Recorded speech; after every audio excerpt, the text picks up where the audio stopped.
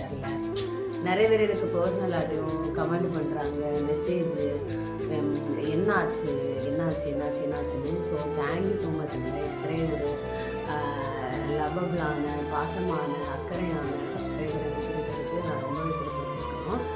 So எல்லா வீட்லேயும் வர மாதிரி ஒரு ஃபேமிலி சுச்சுவேஷன் தான் நம்ம வீட்லேயும் வந்துச்சு. ஸோ இதில் நம்ம எதையுமே வந்துட்டு விலாவரியாக என்னால் சொல்ல முடியாது, சொல்லவும் கூடாது. ஆக்சுவலாக நம்ம மறப்போங்கிற ஒரு விஷயம் மாதிரி நான் ஒன்ஸ் அப்பான் எ டைம் 2025 வரைக்கும், எனக்கு டிசம்பர் வரைக்கும் நடந்த எல்லாத்தையுமே நான் மறந்துட்டேன். மெமரிலேருந்து அந்த ஒரு சில விஷயங்களை அழிச்சிட்டேன். ஒரு சில விஷயங்களை நம்ம அழிச்சாலும், எத்தனை அடி நமக்கு கிட்டியாலும் சில வார்த்தைகள் ஆனது நம்ம மனசை விட்டு போகாதில்ல.